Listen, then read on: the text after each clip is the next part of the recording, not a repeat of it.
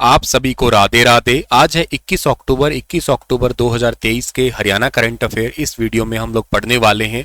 वैसे आज आप सभी का हो सकता है कि पेपर भी हो, या जिन्होंने हो सकता है नहीं फिल किया हो। खैर, जिनका पेपर है तो उन सभी को बहुत बहुत शुभकामनाएं और wish you very all the best. अच्छे से एग्ज़ाम करके आना, और अगर आपके पास पेपर पहुंच जाता है तो प्लीज़ मुझे शेयर ज़रूर कर देना मेरे व्हाट्सएप पे, जो कि आपको हर पीडीएफ के अंदर नंबर दिख ही जाएगा, या टेलीग्राम पे शेयर कर देना। स्टार आई क्यू एजुकेशन अपना टेलीग्राम चैनल है, या स्टार आई क्यू एजुकेशन के नाम से इंस्टाग्राम भी है, तो वहाँ इंस्टाग्राम पे भी शेयर कर सकते हो आप लोग, या इंजीनियर सुनील बिश्नोई करके है तो वहाँ पे भी शेयर कर सकते हैं आप।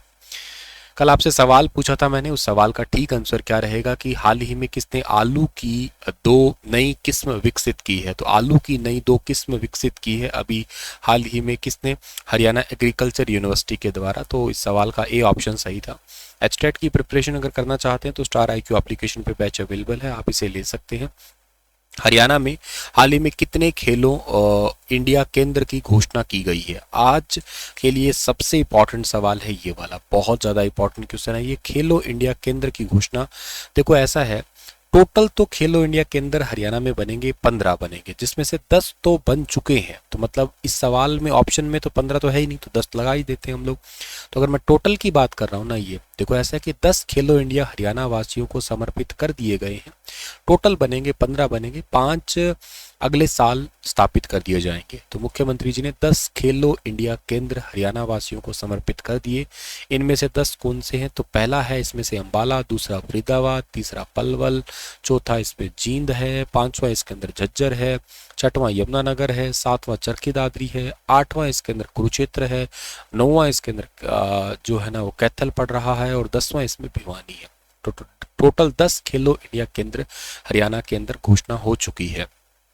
इसके साथ साथ अभी रिसेंटली आप सबको पता होगा कि एशियन गेम्स के विजेता खिलाड़ी जो थे ना, इनको हरियाणा के करनाल के अंदर इनका सम्मान समारोह हुआ था।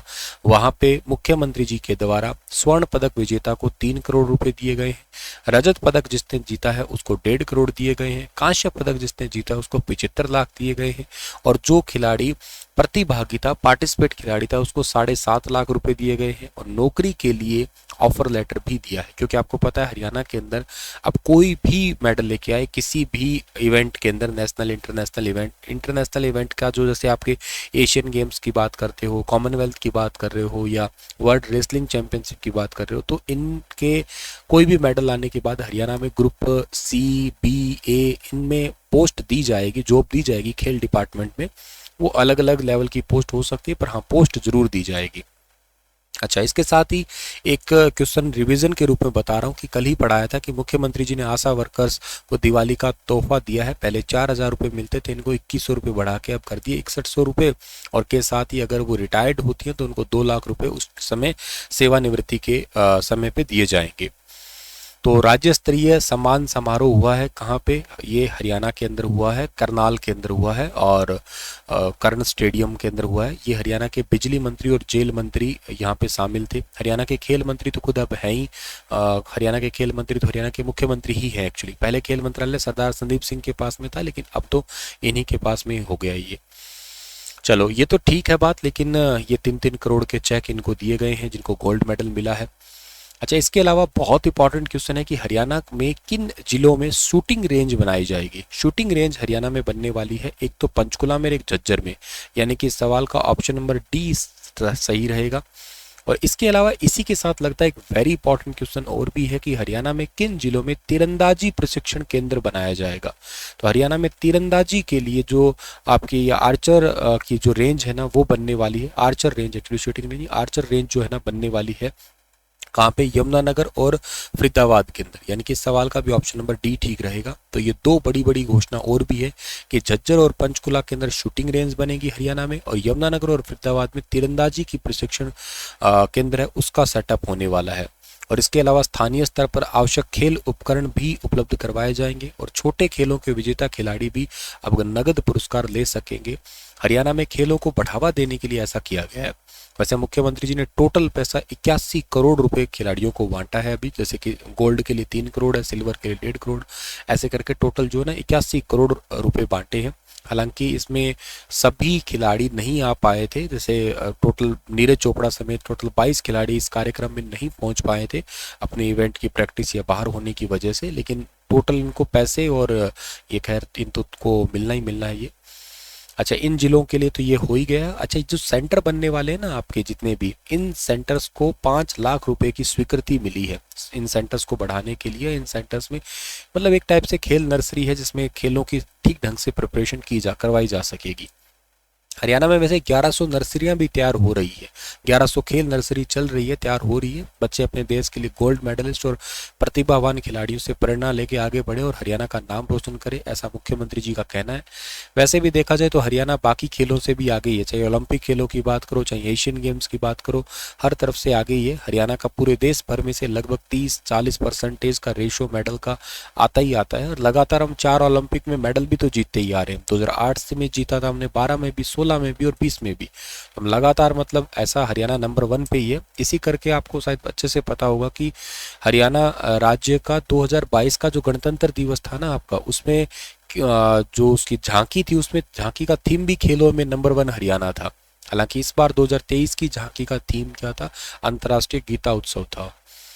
तो ये वेरी वेरी इंपॉर्टेंट पॉइंट है, ढंग से इसको याद कर लेना कि 10 खेलो इंडिया केंद्र हरियाणा के अंदर उद्घाटन हो चुके हैं इनका। 2 शूटिंग रेंज, 2 तीरंदाजी प्रशिक्षण केंद्र है, इनके निर्माण की घोषणा। और टोटल ये खेलो इंडिया केंद्र 15 बनेंगे, जिसमें से अगले 5 है वो अगले साल के अंदर बनने वाले हैं। हाल ही में एमएसपी पर वर्तमान में हरियाणा में कितनी फसलों को खरीदा जा रहा है। देखो, एमएसपी पे हरियाणा के अंदर जो है ना टोटल कितनी फसलों को खरीद रहे हैं हम लोग वर्तमान में। एमएसपी का मतलब है आपका कि मिनिमम सपोर्ट प्राइस, मिनिमम कम से कम भी क्या मूल्य हो सकता है, उसके लिए बात की जा रही है आपकी। तो टोटल कितनी जो है ना आपकी फसलें वर्तमान में खरीदी जा रही है, और पूरे भारत में हरियाणा राज्य इसके लिए नंबर 1 पे है। टोटल 14 फसलें इसमें खरीदी जा रही है एमएसपी पर। मेरी फसल मेरा ब्यौरा पोर्टल में रजिस्टर्ड लगभग 12 लाख किसानों के खातों में जो है ना 84,000 करोड़ रुपए हरियाणा सरकार ने पहुंचाए हैं। बीज से बाजार, किसानों के साथ खड़ी है हरियाणा सरकार, ये एक टैगलाइन भी है हरियाणा की, तो इसको आप याद रखना। वैसे मैं आपको बता देता हूँ, हरियाणा के अंदर जो है ना खेती योग्य भूमि की बात करो, आप मुझसे पूछो तो 86% लगभग एग्रीकल्चर या खेती योग्य भूमि कह सकते हो हरियाणा की। और खेती के लिए जो जलवायु है ना हरियाणा की, वो या हरियाणा की वैसे जलवायु की बात करते हो आप लोग, तो वो ऑलमोस्ट कैसी जलवायु है, शुष्क या अर्ध शुष्क, दोनों ही प्रकार की जलवायु के रूप में जो है ना आप लोग कह सकते हो हरियाणा की ऑलमोस्ट ऐसी जलवायु है। हरियाणा में वैसे ऑन एन एवरेज बारिश कितनी होती है, तो लगभग 45 सेंटीमीटर जो है ना ऑन एन एवरेज बारिश होती है ये। और तकरीबन इस 45 सेंटीमीटर का भी 70% हिस्सा जो है ना वो लगभग अपना जुलाई से लेके और सितंबर के बीच में हो जाता है। बाकी थोड़ी बहुत होती रहती है, वैसे पश्चिमी विक्षोभ के कारण भी बारिश होती है जनवरी फरवरी में भी, वो ठंडी में कई बार ओले वगैरह भी गिरते हैं उस टाइम पे। हालांकि अभी भी थोड़े दिन पहले भी कुछ ऐसा हुआ था। और हरियाणा में जो आपका जलवायु के हिसाब से देखा जाए ना, या ज्योग्राफी के हिसाब से चेक किया जाए, तो हरियाणा का जो जलवायु का क्षेत्र है ना, वो एक तो उत्तर पश्चिमी जो बारिश है, पश्चिमी विक्षोभ है, एक दक्षिण पश्चिम मानसून का तो आता ही आता है। और हरियाणा में तीनों ही प्रकार की फसलें बहुत होती है। जैसे रबी की फसल की बात करता हूं मैं, रबी की फसल हरियाणा में होती है क्या? हाँ होती है।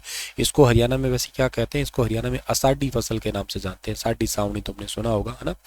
और ये फसल वैसे कब बोई जाती है? अक्टूबर नवंबर के अंदर बोई जाती है ये, अक्टूबर और नवंबर महीने में बोई जाती है ये। मार्च अप्रैल के अंदर फिर काट ली जाती है, मार्च और अप्रैल के अंदर हरियाणा में काट ली जाती है। हरियाणा में इसमें कौन सी फसल आप बोते हैं? हरियाणा के अंदर आप गेहूं बोते हैं। खैर भारत में भी ऐसे, पर हरियाणा लेवल की बात करें तो आप चना इसमें बोते हैं, सरसों, ठीक है ना, बहुत इंपॉर्टेंट है, सरसों इसके अंदर हम लोग बोते हैं। इसके अलावा मटर इसके अंदर बोए जाते हैं। आलू की सब्जी के रूप में बोई जाती है। राई भी इसी टाइम पे बोई जाती है, तो ये वेरी इंपॉर्टेंट है।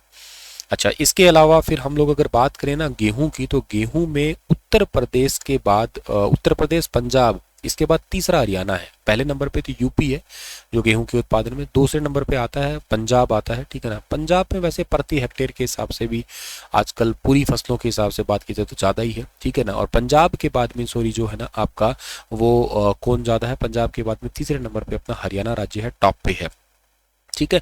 और हरियाणा में अगर आप मुझसे पूछ लो कि सबसे ज़्यादा गेहूं कहाँ होती है, तो हरियाणा में मैं गेहूं कहूँगा सबसे ज़्यादा होता है सिरसा के अंदर ज़्यादा होती है, सबसे ज़्यादा। इसके बाद और भी ज़िले हैं, जैसे सिरसा के लगता है फतेहाबाद हो गया, ऐसे हिसार भी हो गया, जींद भी है, यहाँ पे ही होता है आपके, ठीक है ना। और अगर चावल की बात करते हैं ना हम लोग यहाँ पे, तो चावल हरियाणा के अंदर करनाल के अंदर ज़्यादा होते हैं। चावल हालांकि फिर खरीफ की फसल में कह सकते हो आप लोग। और हरियाणा में सबसे ज़्यादा खैर उगाते फसल कौन सी है, तो गेहूं ही उगाते हैं। गेहूं के बाद 2 नंबर पे चावल ज़्यादा उगाते हैं हम लोग, ठीक है।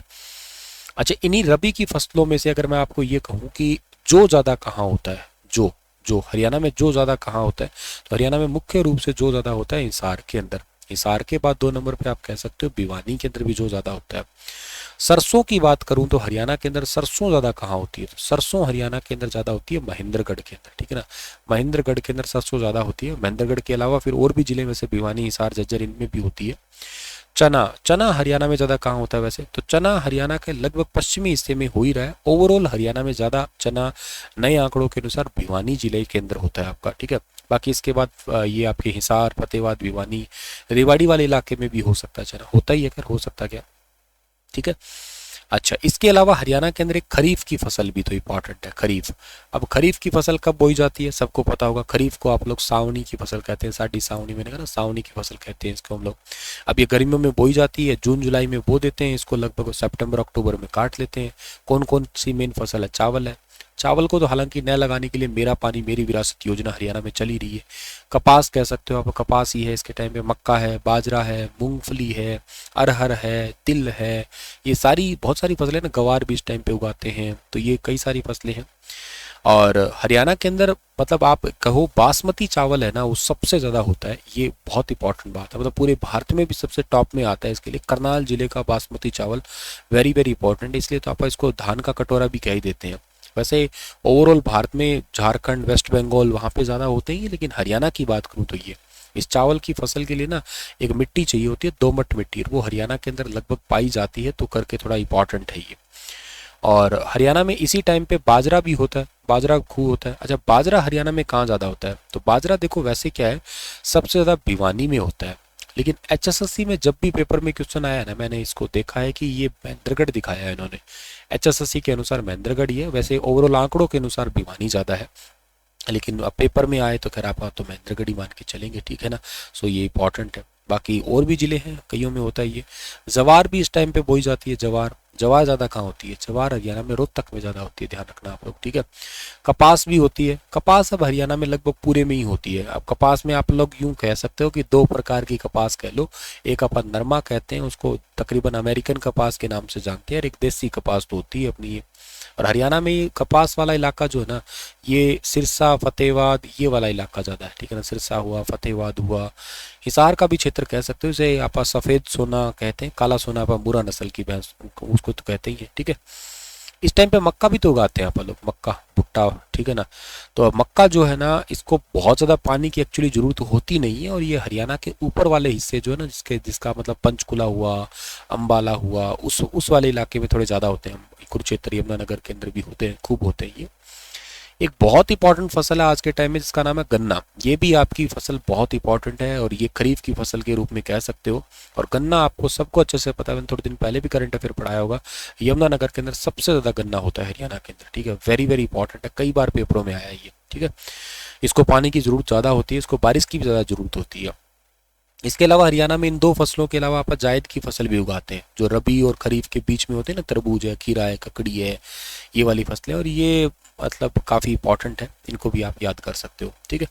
वैसे काफ़ी इंपॉर्टेंट है, काफ़ी लंबा टॉपिक हो सकता है इसमें, और भी बहुत सारी चीज़ें। खैर इतनी ही तो आप एटलीस्ट ज़रूर याद रखना। और चलो हम मिलते हैं अगले क्लास में। आपके लिए क्वेश्चन छोड़ के जा रहा हूँ कि हाल ही में महाग्राम योजना के तहत हरियाणा के कितने जिलों के गाँव के लिए परियोजनाओं को स्वीकृति दी गई है, बताना इसके बारे में विस्तार से। मिलता हूँ आपको अगले सेशन में। चैनल को सब्सक्राइब नहीं किया तो करना, शेयर नहीं किया है तो ज़रूर करना। Thank you so much.